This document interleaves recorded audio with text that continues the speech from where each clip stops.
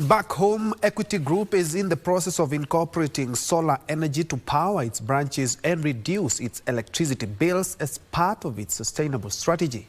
Equity Group CEO James Mwangi is undertaking a feasibility study to inform the transition. Mwangi says integration of smart energy technology, including installation of LED lights at some of the Equity's branches, helped reduce power bills by 9.7% in 2023. Approach, not a silo approach. And when you have an integrated approach, it becomes easy to work together. We are aligning our thoughts, our actions, and in the process, we are becoming a great force for change. Equity is doing its part. If you do your part, then the aggregate of our initiatives will be able to change the world.